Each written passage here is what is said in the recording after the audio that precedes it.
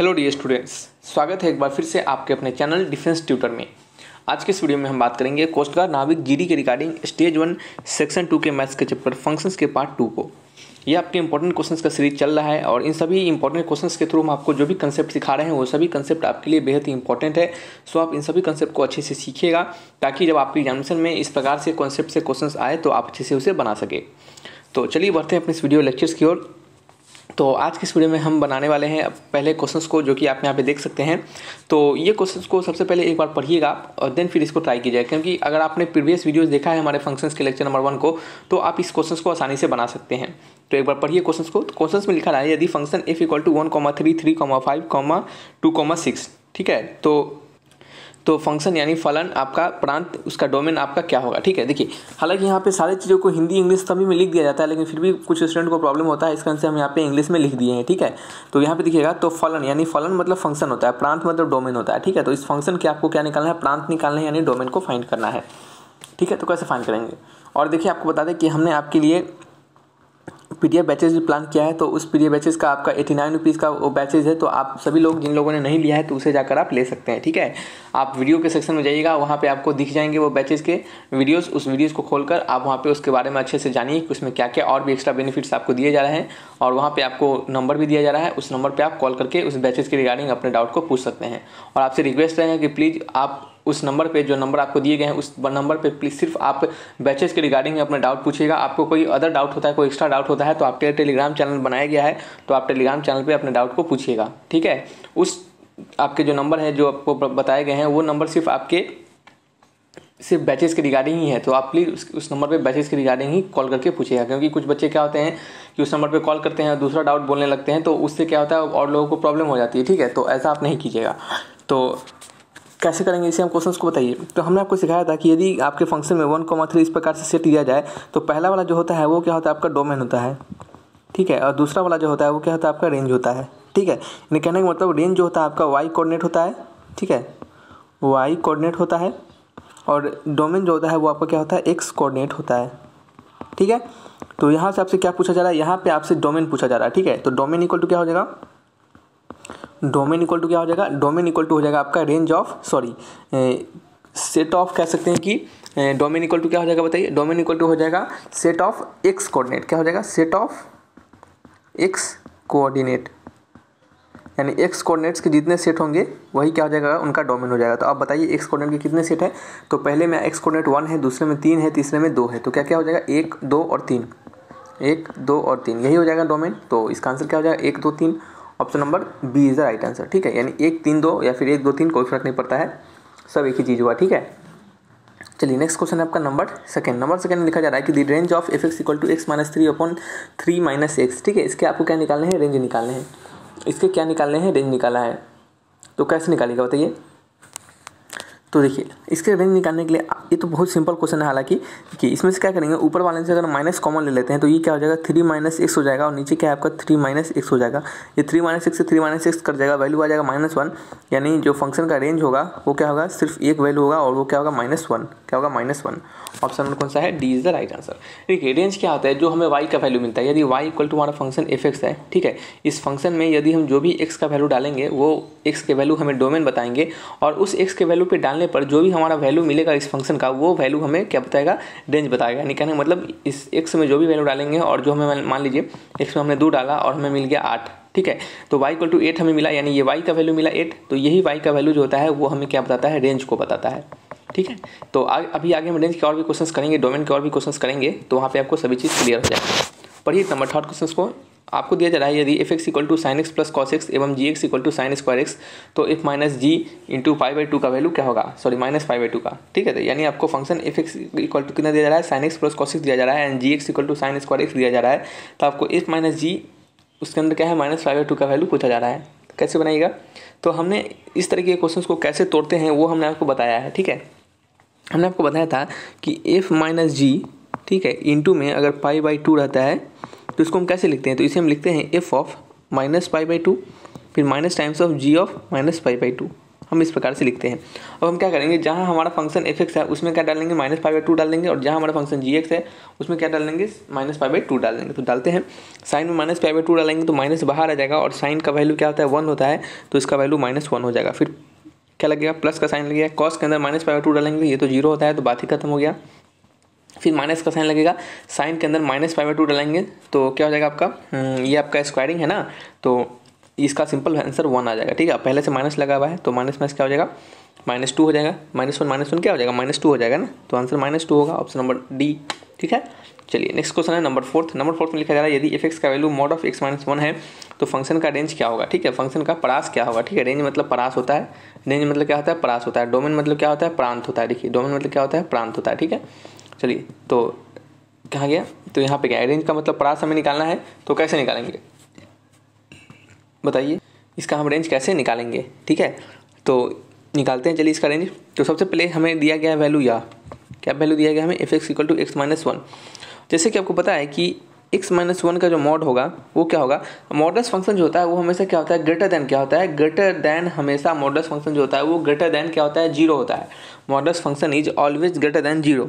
Modulus function जो होता है वो ऑलवेज ग्रेटर देन 0 होता है। ठीक है, तो इसका वैल्यू क्या हो गया आपका, ऑलवेज ग्रेटर देन = 0 हो सकता है। ठीक है, यानी इसके रेंज का वैल्यू क्या हो सकता है, इसके रेंज का वैल्यू हो सकता है आपका सिंपल 0 से इन्फिनिटी। क्यों 0 से इन्फिनिटी होगा, क्योंकि आपको सिंपल सा पता है, आपको इतना लिखने का जरूरत भी नहीं था। क्या जरूरत नहीं था, क्योंकि ये मॉडुलस फंक्शन है, मॉडुलस फंक्शन ऑलवेज पॉजिटिव होता है, मॉडुलस फंक्शन ऑलवेज पॉजिटिव होता है, वो कभी नेगेटिव वैल्यू नहीं देता है। तो 0 से पीछे वाला वैल्यू तो होगा नहीं, 0 से पीछे वाला वैल्यू होगा नहीं, तो ये आपका क्या है, 0 से पीछे वाला वैल्यू बता रहा है, तो ये तो होगा नहीं। 0 से इन्फिनिटी के बीच, एक सेकेंड इसको थोड़ा करेक्ट कर लीजिएगा। हालांकि इन्फिनिटी को हम नहीं पकड़ते हैं, इन्फिनिटी को हम क्लोज ब्रैकेट में नहीं डालते हैं, इसको हम ऐसे डालेंगे। ठीक है, फिर बच गया क्या हमारा, 0 से, ये 0 को छोड़ के हो रहा है, ऐसा नहीं है, 0 भी हो सकता है। कब 0 होगा, जब यहाँ पे x का वैल्यू 1 डाल देंगे तो 0 भी तो आ सकता है ना, तो ये आपका 0 को इंक्लूड करेगा। फिर ये भी नहीं हो सकता क्योंकि इसमें भी माइनस वाला टर्म आ जाएगा। तो बच गया कौन सा टर्म, बच गया सिर्फ ऑप्शन नंबर सी। तो सी ही क्या होगा, इसका सही आंसर होगा। ठीक है, तो आप इसको कैसे लिख सकते हैं, इस प्रकार से 0, इन्फिनिटी। ठीक है, चलिए नेक्स्ट क्वेश्चन है आपका नंबर 5। कैसे हमने सोचा, तो देखिए हमने सोचा कि सिंपल सी बात है कि मॉडुलस फंक्शन हमेशा पॉजिटिव होता है, तो मॉडुलस फंक्शन हमेशा पॉजिटिव होता है, 0 से आगे ही वैल्यू होगा ना उसका। अगर यहाँ पे आपको x का वैल्यू पूछा जाता है कि x का वैल्यू हम क्या डाल सकते थे, तो x का वैल्यू आपका -इन्फिनिटी से इन्फिनिटी हम डाल सकते हैं, क्योंकि x तो हम कुछ भी डाल सकते हैं, x भले ही हम कुछ भी डालें लेकिन वैल्यू हमेशा पॉजिटिव देगा। वैल्यू क्या देगा, हमेशा पॉजिटिव देगा। ठीक है, नंबर 5 को पढ़िएगा, यदि f(x) = √log16 उसके अंदर क्या है, x² है, तो f का डोमेन क्या होगा, यानी कहने मतलब आपको f का प्रांत निकालना है। ठीक है, सॉरी f का प्रांत नहीं, f का क्या निकालना है आपको, ठीक है सही बोले हैं, प्रांत निकालना है। रेंज मतलब परास होता है ना, तो f का आपको प्रांत निकालना है, यानी डोमेन निकालना है। तो कैसे फाइंड करेंगे बताइए, तो कैसे फाइंड करेंगे, तो सिंपल सी बात है, आपको इसका डोमेन निकालना है, यानी x का वैल्यू निकालना है। डोमेन का मतलब क्या होता है, x का वैल्यू होता है। और आपको पता होगा कि log के अंदर जो वैल्यू होता है वो क्या होता है आपका, हमेशा >= 0 होता है। या फिर आप ये समझिए, रूट के अंदर जो भी वैल्यू होते हैं, रूट के अंदर जो भी वैल्यू होते हैं वो क्या होते हैं, हमेशा >= 0 होते हैं। सिंपल बात है कि रूट के अंदर कभी वैल्यू नेगेटिव नहीं चला जाता है। ऐसा देखें हैं कि आप -1 डालते हुए, ऐसा तो नहीं डाला जाता है ना। हाँ, आप भले कम्प्लेक्स नंबर में देखे होंगे तो वो यहाँ पे कम्प्लेक्स नंबर ये भी नहीं है। ठीक है, ये कम्प्लेक्स नंबर नहीं है। ठीक है, तो यहाँ पे आपको सिंपल सा है, ये रियल नंबर के बारे में कहा जा रहा है, तो इसके अंदर जो लॉग रूट के अंदर जो वैल्यू होंगे वो हमेशा > 0 होंगे। ठीक है, सिंपल बात है। अब चलिए, अब हम क्या करेंगे, यहाँ से दोनों साइड एंटी लॉग ले लेंगे, तो ये क्या हो जाएगा आपका 16⁻0 हो जाएगा। और 16⁻0 क्या होता है आपका 1 के बराबर होता है। एनीथिंग पे पावर 0 1 होता है ना, तो 16 टू द पावर है या फिर कुछ भी रहे, वैल्यू तो 1 ही होगा ना। तो यहाँ से हमें पता चला कि x² का वैल्यू क्या है, > 1 है। x² का वैल्यू > 1 है। देखिए, इस x² > 1 को हम mod of x > 1 भी लिख सकते हैं।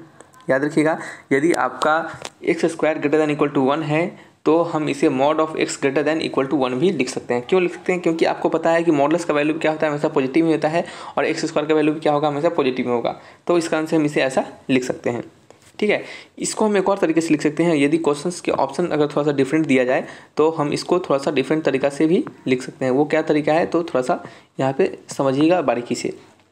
यहाँ है हमारा फंक्शन x², क्या है हमारा फंक्शन x² > 1, तो हम इधर 1 को बुला लेंगे, तो x² - 1 > 0।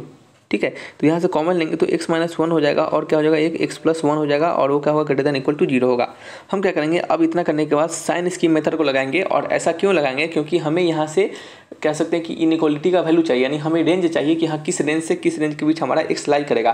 तो रेंज निकालने के लिए हम क्या लगाते हैं, साइन स्कीम फंक्शन का यूज करते हैं। साइन स्कीम यूज करते हैं तो साइन स्कीम के अनुसार क्या करते हैं, हम जो भी हमारा x का वैल्यू आता है उसको नंबर लाइन पे प्लॉट करते हैं। ठीक है, तो चलिए, तो नंबर लाइन में प्लॉट करेंगे तो यहाँ से x का वैल्यू 1 आएगा और यहाँ से x का वैल्यू -1 आएगा। तो यहाँ -1 हो जाएगा और यहाँ क्या हो जाएगा बताइए, यहाँ हो जाएगा आपका +1, यहाँ क्या आ जाएगा +1 हो जाएगा। हमें क्या करना है, ग्रेटर देन जीरो लाना है, यानी ग्रेटर देन जीरो यानी कहने मतलब पॉजिटिव वाला वैल्यू। तो 1 के बाद क्या आता है, 1 के बाद एक इंटीजर को लीजिएगा, 2 लीजिएगा। ठीक है, हम क्या करेंगे, 2 को इसमें डाल कर देखते हैं। साइन स्कीम मेथड निकालने का यही तरीका होता है कि सबसे पहले नंबर लाइन को प्लॉट करेंगे, फिर उसके बाद जो हमारे x का वैल्यू है उसको रिप्रेजेंट करेंगे उस नंबर लाइन पे, और देन फिर हम क्या करेंगे, राइट साइड से स्टार्ट करेंगे। आप कहीं से भी स्टार्ट कर सकते हैं लेकिन राइट साइड से स्टार्ट कीजिएगा। राइट साइड से कोई भी एक नंबर लेकर, राइट साइड से कोई भी एक नंबर लीजिएगा, कोशिश कीजिएगा कि इंटीजर ले ताकि क्या हमारा कैलकुलेशन शॉर्ट हो। ठीक है, तो यहाँ से मान लेते हैं 2 लेते हैं, तो 2 को इसमें डाल के देखते हैं कि पॉजिटिव आ रहा है या फिर नेगेटिव आ रहा है। तो इसमें 2 डालेंगे तो 2 - 1 1 हो जाएगा, 2 + 1 3 हो जाएगा, यानी पॉजिटिव वैल्यू आ रहा है, यानी हमारा ये वैल्यू क्या होगा, पॉजिटिव होगा। ठीक है, फिर जैसे ही पहला वाला पॉजिटिव निकला उसके बाद दूसरा वाला क्या हो जाएगा, नेगेटिव हो जाएगा, फिर तीसरा वाला पॉजिटिव हो जाएगा। यानी कहने मतलब जैसे ही पहला हमें पॉजिटिव नेगेटिव जो भी होगा पता चल जाएगा, उसके बाद हम अल्टरनेट पे चलेंगे, यानी पहला पॉजिटिव निकल गया तो दूसरा नेगेटिव, फिर तीसरा पॉजिटिव। यदि पहला नेगेटिव निकल गया तो दूसरा पॉजिटिव, फिर तीसरा आपका नेगेटिव। ठीक है, यानी अल्टरनेट पे चलता है। तो यहाँ से हमें क्या पता चला कि हमें पॉजिटिव वाला वैल्यू चाहिए, तो एक यह वैल्यू है, एक यह वैल्यू है। ठीक है, तो यहाँ से आप लिख सकते हैं कि x बिलोंग्स टू, x किससे बिलोंग्स होगा, -∞ से -1। ठीक है, और या फिर यूनियन लिखिएगा 1 से ∞। आप इसको ऐसा भी डिनोट कर सकते हैं, यानी x जो होगा आपका -1 से पीछे होगा और 1 से क्या होगा आपका आगे होगा। यानी आप इसको और अच्छे तरीके से लिखिएगा तो आप इसको ऐसा भी लिख सकते हैं कि x जो होगा क्या होगा, <= -1 एंड x जो होगा <1। ठीक है, ये आपके लिखने का तरीका होगा। इसका इन तीनों तरीका, यानी एक तरीका यह हो गया, दूसरा तरीका यह हो गया, तीसरा तरीका यह हो गया, चौथा तरीका यह हो गया। इन चारों तरीक़ा में से किसी भी तरीके से अगर आपको ऑप्शन दिया जाए तो आप उसको यहाँ से देखकर बना सकते हैं। ठीक है, यदि हो सकता है कि आपको अगर इन चारों तरीका के बारे में नहीं पता रहेगा तो आप बनाकर भी ऑप्शंस को सही नहीं लगाइएगा, और सही नहीं लगाइएगा तो गलत हो जाएगा ना, फिर बनाने से फ़ायदा नहीं होगा। तो इस कारण से हमने कोशिश किया है कि चारों तरीका को एक बार बता दिया जाए, ताकि क्या हो, अब आने वाले समय में जो भी क्वेश्चन होंगे उसमें प्रॉब्लम नहीं होगा कम से कम आपको। ठीक है, हालांकि आपने कंसेप्ट इसमें से सीखा ही होगा, लेकिन अगर भूल गए होंगे तो यहाँ पे दोबारा भी रिवाइज हो गया आपका। नेक्स्ट है नंबर 6 है, यहाँ पे लिखा जा रहा है कि द डोमेन ऑफ फंक्शन क्या है, the domain of function, functions का domain f(x = log x sin square x, यानी कहने का मतलब फंक्शन दिया जा रहा है और इसका आपको डोमेन निकालना है। फंक्शन क्या है हमारा, फंक्शन है f(x = log of sin square x। ठीक है, ये हमारा क्या है, फंक्शन है। जैसा कि आपको पता है कि लॉग के अंदर जो भी वैल्यू होते हैं उसका वैल्यू क्या होता है, हमेशा ग्रेटर देन जीरो होता है, इक्वल टू जीरो नहीं होता है। याद रखिएगा, ग्रेटर देन जीरो होता है, इक्वल टू जीरो नहीं होता है, क्योंकि लॉग के अंदर जीरो डिफाइन नहीं होता है। आपको पता होना चाहिए यह बात। तो हमें यहाँ से पता चला कि साइन स्क्वायर का वैल्यू जो क्या है वो ग्रेटर देन क्या है आपका जीरो है। साइन स्क्वायर एक्स का वैल्यू क्या है, ग्रेटर देन जीरो है। ठीक है, तो अब हमें बताइए कि साइन स्क्वायर एक्स का वैल्यू ग्रेटर देन जीरो कब हो सकता है, साइन स्क्वायर एक्स का वैल्यू ग्रेटर देन जीरो कब हो सकता है। ठीक है, तो बताइए कब हो सकता है। तो बताइए साइन स्क्वायर एक्स का वैल्यू ग्रेटर देन जीरो कब होगा। तो सिंपल सी बात है कि यहाँ पे हमारा क्या है, साइन स्क्वायर है ना कि साइन एक्स है। यदि यह क्वेश्चन अगर आपका sine x greater than zero कहता तो यहाँ पे हमें एक्स का वैल्यू स्पेसिफिक चुनना पड़ता। क्यों, क्योंकि साइन का फंक्शन कैसा होता है, इस प्रकार से होता है। साइन का फंक्शन कैसा होता है बताइए, तो साइन का फंक्शन ऐसा होता है, कहीं यहाँ पॉजिटिव यहाँ नेगेटिव, यहाँ पॉजिटिव नीचे फिर नेगेटिव। ठीक है, तो इस तरीके से होता है। लेकिन यहाँ पे हमारा साइन स्क्वायर है, साइन स्क्वायर है और इसके अंदर एक्स है, तो एक्स का वैल्यू हम कुछ भी डालें, यदि एक्स का वैल्यू डालने पर हमें नेगेटिव भी आ रहा होगा लेकिन स्क्वायरिंग है तो वो हमें पॉजिटिव कर देगा, वो हमें पॉजिटिव कर देगा। यानी कहने का मतलब x का हम कुछ भी वैल्यू डाल देते हैं, यानी कहने का मतलब है कि x belongs to real number. कहने का मतलब है कि x बिलोंग्स क्या करेगा, आपके रियल नंबर के बिलोंग्स करेगा, यानी x का वैल्यू हम कुछ भी डाल सकते हैं। ठीक है, x का वैल्यू हम कुछ भी डाल सकते हैं, लेकिन कुछ नहीं भी डाल सकते हैं। वो चीज़ कौन सा है, वो है आपका n पाई। ठीक है, n पाई कहने का मतलब साइन के अंदर n आपका क्या है, n आपका इक्वल टू इंटीजर, यानी कहने का मतलब साइन के अंदर हम अगर इंटीजर टाइम्स ऑफ पाई डाल दें, यानी कहने का मतलब 1 पाई 2 पाई 3 पाई 5 पाई 6 पाई, यानी जितने भी इंटीजर हो जाते हैं उतने इंटू पाई कर दें अगर हम, अगर वो डाल दें तो हमारा क्या हो जाएगा, फंक्शन यहाँ पे डिफाइन नहीं होगा। क्यों डिफाइन नहीं होगा, क्योंकि आपको पता होना चाहिए कि यहाँ पे जो साइन n पाई होते हैं, यहाँ पे आपको बता दें कि साइन n पाई जो होते हैं, साइन n पाई लिखेगा कि साइन n पाई तो क्या लिखिएगा, साइन एन पाई जो होता है वो क्या होता है, जीरो होता है। साइन एन पाई क्या होता है, जीरो होता है। आपको पता ना चाहिए कि साइन के अंदर पाई डालते हैं कितने भी मल्टीपल में, 1 पाई 2 पाई 3 पाई 4 पाई इनफाइनाइट पाई, यानी कितना भी पाई डाल दे अगर हम, तो उसका वैल्यू हमेशा क्या होगा, जीरो ही देगा। ठीक है, तो हमें क्या चाहिए, अगर यहाँ पे अगर साइन एन पाई डालते हैं अगर हम, तो यहाँ पे हमारा पूरा वैल्यू जीरो हो जाएगा। और लॉग जीरो डिफाइन नहीं होता है, ये हमने स्टार्टिंग में ही आपको बोला है, लॉग जीरो डिफाइन नहीं होता है, ये हमने आपको स्टार्टिंग में ही बोला है। तो यहाँ से आप समझ सकते हैं कि साइन के अंदर एक्स तो हम कुछ भी डाल सकते हैं, क्यों, क्योंकि एक्स के किसी वैल्यू के लिए हमारा अगर फंक्शन अगर पॉजिटिव आता है तब तो ठीक है, अगर निगेटिव भी आ जाता है तो हमारा स्क्वायरिंग है, तो इस कारण से क्या होगा, हमारा पूरा फंक्शन पॉजिटिव हो जाएगा। ठीक है, हमारा पूरा फंक्शन पॉजिटिव हो जाएगा, यानी कहने का मतलब हम एक्स का वैल्यू रियल नंबर में से कुछ भी डाल सकते हैं। ठीक है, सिंपल सी बात है, एक्स का वैल्यू रियल नंबर में से कुछ भी डाल सकते हैं। लेकिन यहाँ पे हम कुछ नहीं भी डाल सकते हैं, वो क्या है आपका एन पाई। एन पाई के मल्टीपल में अगर हम यहाँ पे डालते हैं तो एन पाई के मल्टीपल में डालेंगे तो साइन का वैल्यू जीरो हो जाएगा, तो इसका वैल्यू जीरो हो जाएगा। और लॉग के अंदर जीरो डिफाइन नहीं होता है, इसका आंसर इसका वैल्यू हो जाएगा आर माइनस एन पाई। ठीक है, एक सेकेंड रुकिएगा। ठीक है, चलिए थोड़ा सा कॉल आ गया था, तो यहाँ पे क्या हो गया हमारा, क्या बात कर रहे थे, तो यहाँ पे हाँ एन पाई क्या होता है, सारे एन पाई क्या होते हैं, जीरो हो जाते हैं, इसके अंदर से लॉग जीरो डिफाइन नहीं होता है। चलिए बढ़ते हैं नेक्स्ट क्वेश्चन नंबर 7 की ओर। नंबर 7 में द रेंज ऑफ फंक्शन, ये आपका दिया हुआ है, इसका रेंज क्या होगा, इस फंक्शन का रेंज क्या होगा। ठीक है, तो जैसे कि आपको पता होना चाहिए, क्या पता होना चाहिए कि इस फंक्शन का जो x not equal to zero के लिए, x not equal to zero है, mod of x upon x के लिए है, और x इक्वल टू जीरो के लिए क्या है आपका, सिंपल जीरो है। तो x not equal to zero कहने का मतलब यहाँ पे दो वैल्यू आ जाएगा, एक x ग्रेटर देन जीरो और दूसरा एक x लेस देन जीरो, और तीसरा वैल्यू तो हमें x इक्वल टू जीरो पता ही है, उसमें हमारा फंक्शन का वैल्यू क्या आ रहा है, जीरो आ रहा है। ठीक है, अब हम इस दोनों के लिए डिफाइन करेंगे, किस दोनों के लिए, एक इसके लिए और एक इसके लिए, इन दोनों के लिए डिफाइन करते हैं। चलिए करते हैं डिफाइन। तो यहाँ पे डिफाइन करेंगे अगर हम, तो हमें x ग्रेटर देन जीरो है ना, तो x ग्रेटर देन जीरो के लिए आपने सीखा होगा कि मॉडल्स ऑफ फंक्शंस को अगर हम डिफाइन करते हैं तो एक x आता है और एक माइनस एक्स आता है। x कब आता है, जब x ग्रेटर देन जीरो होता है, या फिर इक्वल टू भी लगा सकते हैं, और माइनस एक्स कब आता है, जब x लेस देन जीरो होता है, जब x लेस देन जीरो होता है। ठीक है, तो यहाँ से अगर हम डिफाइन करते हैं तो function F X equal to modulus of x कब है आपका, x ग्रेटर देन जीरो के लिए, तो x ग्रेटर देन जीरो के लिए मॉडल्स ऑफ x का वैल्यू क्या होता है, x होता है। देख सकते हैं x ग्रेटर देन जीरो के लिए, तो ऊपर x हो गया, नीचे x हो गया, कट के वैल्यू 1 आ गया। तो यहाँ से हमें फंक्शन f ऑफ x का वैल्यू क्या आ गया आपका, 1 के बराबर आ गया। क्या आ गया आपका, 1 के बराबर आ गया। ठीक है, फिर नेक्स्ट काम हमारा, अब हमारा नेक्स्ट काम क्या है, लेस देन जीरो के लिए। लेस देन जीरो के लिए फंक्शन हमारा क्या है, मॉडल्स ऑफ x का वैल्यू माइनस एक्स है, तो f of x equal to minus X है, नीचे x है, कट के -1 आ जाएगा। तो यहाँ से हमें क्या पता चला, f ऑफ x का वैल्यू क्या आ रहा है, -1 आ रहा है। f ऑफ x का वैल्यू क्या आ रहा है हमारा, -1 आ रहा है। ठीक है, तो हमें क्या पता चला कि रेंज क्या होगा हमारा फंक्शन का, रेंज कहने का मतलब y का वैल्यू, y यहाँ पे क्या है, f है, यानी f का वैल्यू वो क्या है, सिर्फ 3 वैल्यू है, एक है -1, एक है 0 और एक है 1, तो यही 3 वैल्यू आएगा, तो यही इसका आंसर होगा। Option number C is the right answer. ठीक है, समझ रहे हैं।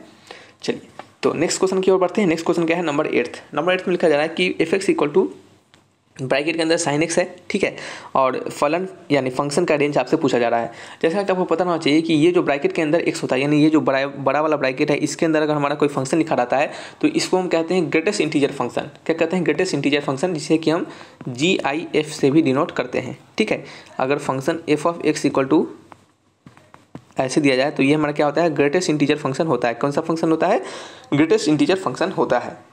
चलिए, तो ग्रेटेस्ट इंटीजर फंक्शन में करते क्या है, सबसे पहला आपको पता होना चाहिए। देखिए, कहने के लिए है ग्रेटेस्ट इंटीजर फंक्शन, लेकिन इसका काम क्या रहेगा, स्मॉलेस्ट इंटीजर वाला।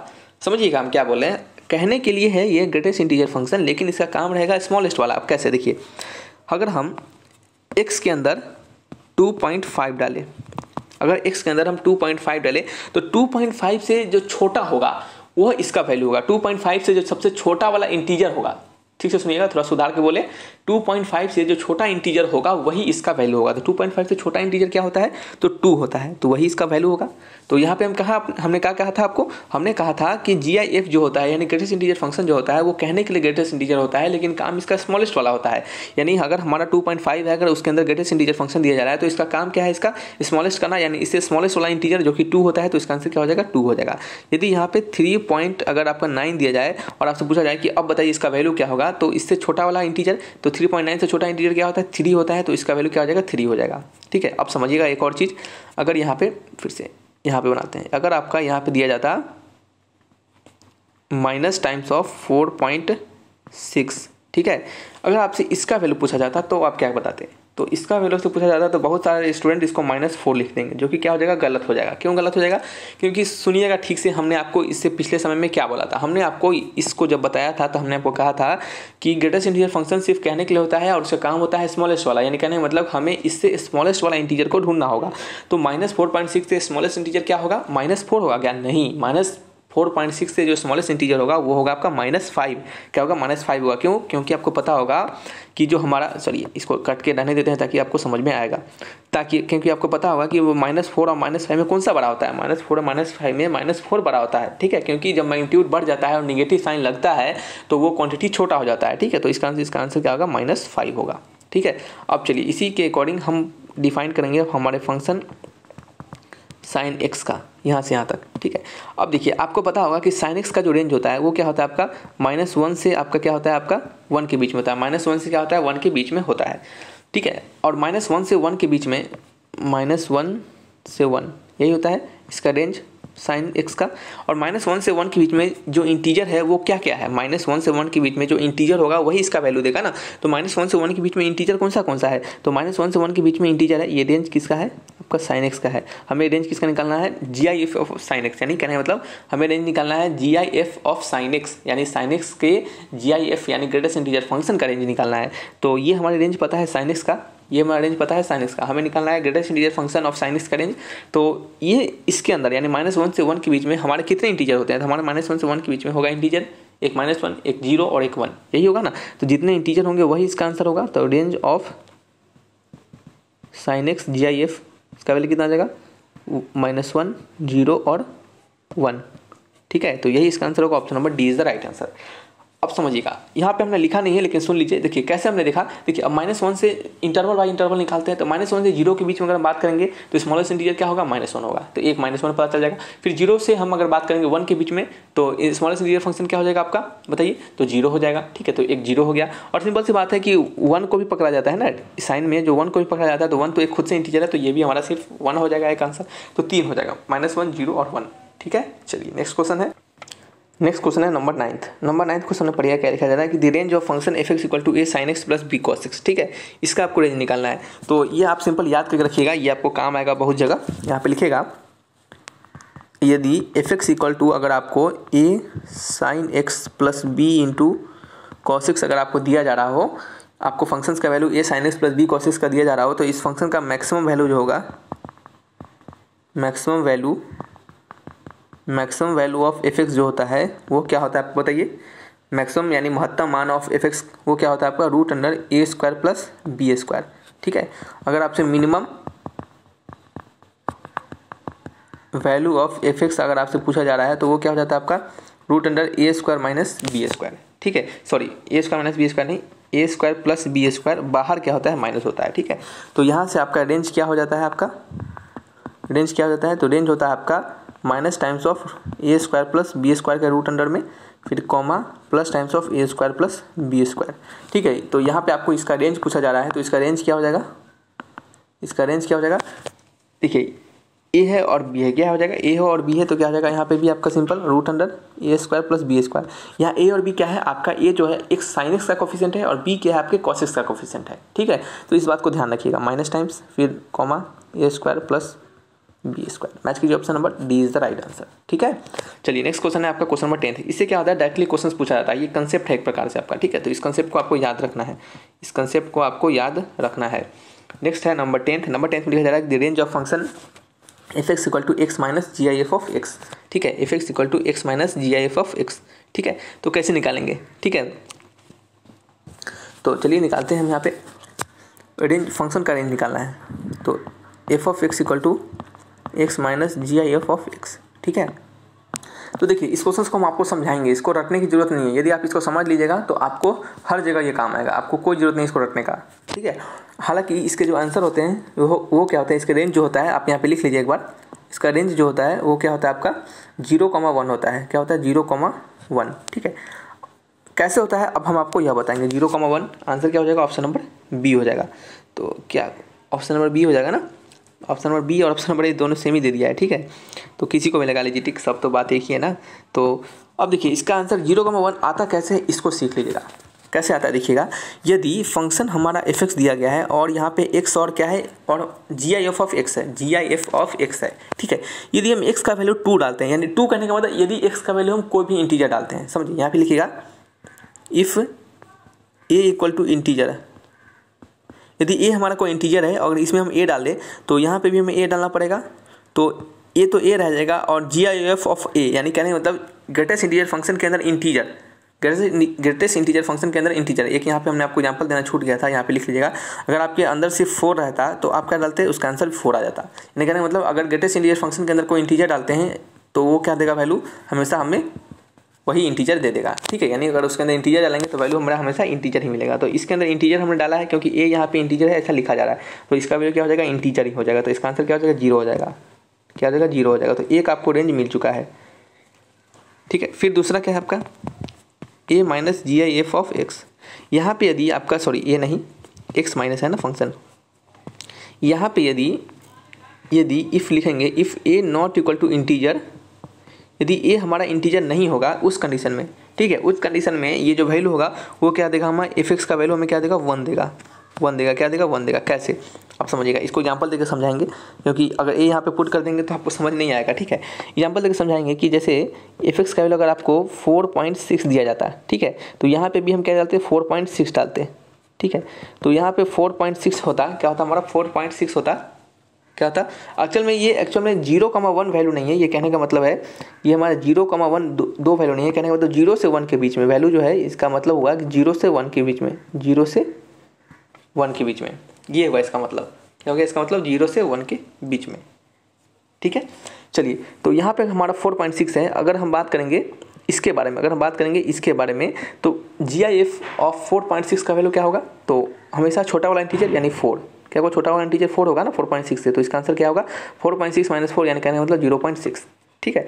यदि आप इसको थोड़ा सा अदर ऑप्शन लेके भी चेक कर लीजिएगा, क्वेश्चन नंबर 10 का आंसर है। आप सोचिएगा कि सर निगेटिव वाला डाल के देखेंगे तो कहीं कुछ अलग हो जाए, तो कुछ अलग नहीं होने वाला है। देख लीजिएगा, यहाँ पे डाल के दिखाते हैं आपको। निगेटिव वाला वैल्यू डालते हैं, मान लीजिए हम 3.2 डालते हैं, चलिए 3.2 माइनस में, ठीक है, फिर माइनस साइन लगेगा और ग्रेटेस्ट इंटीजर फंक्शन -3.2, ठीक है। तो -3.2 माइनस, अब देखिए ये ग्रेटेस्ट इंटीजर फंक्शन है -3.2, तो इससे छोटा इंटीजर क्या होता है, -4 होता है। तो -4 बाहर आ जाएगा तो क्या हो जाएगा, +4 हो जाएगा। तो 4 माइनस 3.2, तो वैल्यू कितना आ जाएगा, 0.8, क्या आ जाएगा, 0.8 आ जाएगा, ठीक है। तो यहाँ पे आप देख रहे हैं कि जब भी वैल्यू जो आ रहा है निगेटिव डालने पे या फिर पॉजिटिव डालने पे, दोनों कंडीशन में जो हमारा वैल्यू आ रहा है वो क्या आ रहा है, हमेशा 0 से 1 के बीच में आ रहा है। 0 आ रहा है और क्या आ रहा है आपका 1 आ रहा है, ठीक है। तो यहाँ पे थोड़ा सा करेक्ट करके लिखिएगा, यहाँ 1 होगा और इस प्रकार से ब्रैकेट होगा, यानी बाहर की तरफ, यानी 1 नहीं आ सकता, ठीक है, 1 के अंदर आएगा। तो हमारा ऑप्शन क्या है, बी गलत है। हमने उस समय गलत इंटरप्रेट कर लिया था, ध्यान नहीं दिया था थोड़ा, ठीक है, क्योंकि ऑप्शन बी में अगर आप चेक करिएगा तो वो 0 को भी पकड़ा हुआ है, देख सकते हैं कि 0 के अंदर भी क्लोजिंग ब्रैकेट है और 1 के अंदर भी क्लोजिंग ब्रैकेट है, जबकि ऐसा नहीं है। सिर्फ क्लोजिंग ब्रैकेट कहाँ पे होगा, तो वो 0 पे होगा, 1 के क्लोजिंग ब्रैकेट नहीं होगा, क्यों, क्योंकि 1 नहीं आ सकता, कभी भी 1 नहीं आएगा, 1 से छोटा आएगा और 0 से बड़ा आएगा, ठीक है। 0 भी आ सकता है कब, जब आपका इंटीजर हो। यदि यहाँ पे अगर हम बात करते हैं इंटीजर लेके, अगर f(x) का वैल्यू क्या हो हमारा -3 हो, तो माइनस यहाँ पे लगेगा और ये क्या हो जाएगा, -3 हो जाएगा, ठीक है, -3 हो जाएगा, ठीक है। तो इस तरीके से -3, तो -3 का ग्रेटेस्ट इंटीजर फंक्शन खुल के क्या होगा, -3 ही आएगा, तो माइनस +3 हो जाएगा, वैल्यू क्या आ जाएगा आपका 0 आएगा। तो आप देख सकते हैं या तो 0 आएगा या तो 1 से पीछे वाला आएगा। तो 0 से 1 के बीच में इसका आंसर होगा, तो ऑप्शन नंबर कौन सा है, ए इज द राइट आंसर। देखिए, हमने सिर्फ यहाँ पे क्वेश्चंस को आंसर बता के नहीं भागा है, हमने आपको यहाँ पे बिल्कुल अच्छे तरीके से कंसेप्ट को सिखाया है। यदि आप ये सभी कंसेप्ट को अच्छे से सीख लेते हैं तो डेफिनेट तौर पे आपको कोई भी परेशानी नहीं होने जा रही है। आप सारे क्वेश्चंस को अच्छे से टैकल कर लीजिएगा। तो चलिए रखते हैं इसको यहीं पे, और कोई डाउट होगा तो कमेंट बॉक्स में लिखिएगा। और आपसे रिक्वेस्ट है कि हमारे इस नए चैनल को जरूर सब्सक्राइब कीजिएगा, जिसके लिंक आपको डिस्क्रिप्शन बॉक्स में दिए गए हैं, क्योंकि इस चैनल पे आपको डेली बेसिस पे प्रैक्टिसेस प्रोवाइड करवाए जाएंगे। हम चाहते हैं कि आपके एग्जामिनेशन जैसे ही नज़दीक आ जाएंगे, यहाँ पे आपको प्रैक्टिसेस डालना स्टार्ट कर दिया जाएगा, ठीक है। तो आप सभी लोग जल्दी जाके इसे सब्सक्राइब कर लीजिएगा। तो रखते हैं इस वीडियो को यहीं पे, मिलेंगे नेक्स्ट वीडियो में। थैंक्स फॉर वॉचिंग वीडियो, तब तक के लिए बाय बाय।